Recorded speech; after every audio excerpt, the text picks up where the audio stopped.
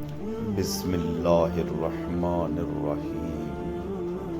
السلام علیکم۔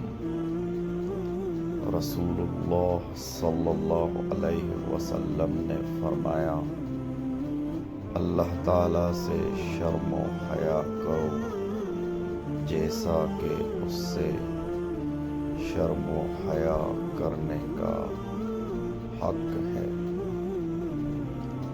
ہم نے عرض کیا، اللہ کے رسول، ہم اللہ سے شرم و حیا کرتے ہیں اور اس پر اللہ کا شکر ادا کرتے ہیں۔ آپ نے فرمایا، حیا کا یہ حق نہیں جو تم نے سمجھا ہے۔ اللہ سے شرم و حیا کرنے کا جو حق ہے وہ یہ ہے کہ تم اپنے سر اور اس کے ساتھ جتنی چیزیں ہیں ان سب کی حفاظت کرو، اور اپنے پیٹ اور اس کے اندر جو چیزیں ہیں ان کی حفاظت کرو۔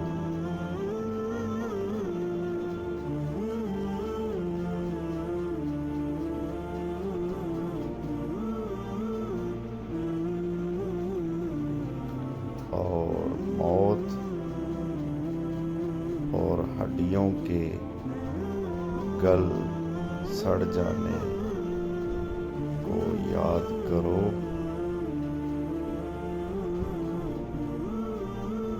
اور جسے آخرت کی چاہت ہو وہ دنیا کی زیب و زینت کو ترک کر دے۔ بس جس نے یہ سب پورا کیا تو حقیقت میں اسی نے اللہ تعالیٰ سے حیا کی جیسا کہ اس سے حیا کرنے کا حق ہے۔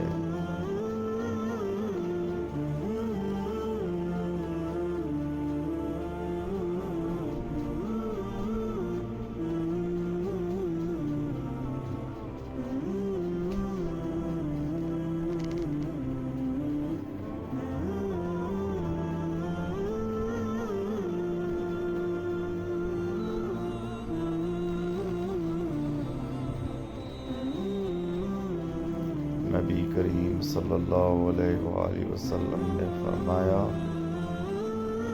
مسلمانوں کی اور یہود و نصارہ کی مثال ایسی ہے کہ ایک شخص نے چند آدمیوں کو مزدور کیا کہ یہ سب اس کا ایک کام صبح سے رات تک مقررہ اجرت پر کریں۔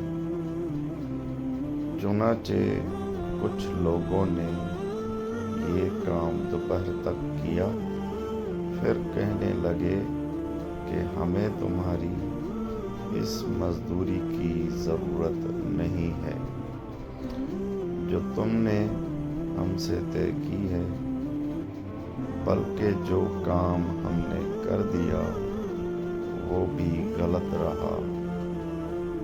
اس پر اس شخص نے کہا کہ ایسا نہ کرو، اپنا کام پورا کر لو اور اپنی مزدوری لے جاؤ۔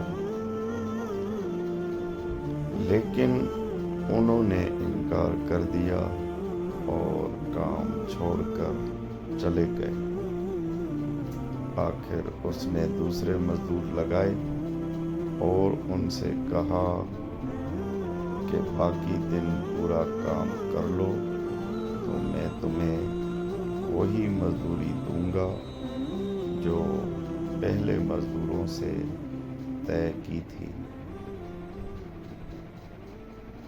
چنانچہ انہوں نے کام شروع کیا، لیکن عصر کی نماز کا وقت آیا تو انہوں نے بھی یہی کیا کہ ہم نے جو تمہارا کام کر دیا ہے وہ بالکل بیکار رہا، وہ مزدوری بھی تم اپنے پاس ہی رکھو جو تم نے ہم سے طے کی تھی۔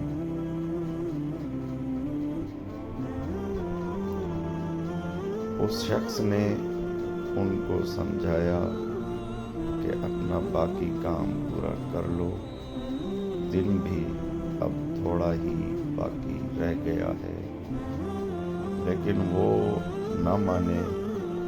آخر اس شخص نے دوسرے مزدور لگائے کہ یہ دن کا جو حصہ باقی رہ گیا ہے اس میں یہ کام کر دیں۔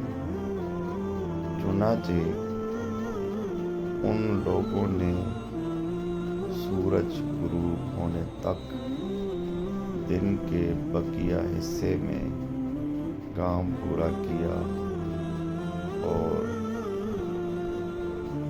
پہلے اور دوسرے مزدوروں کی مزدوری بھی سب انہی کو ملی۔ تو مسلمانوں کی اور اس نور کی جس کو انہوں نے قبول کیا یہی مثال ہے۔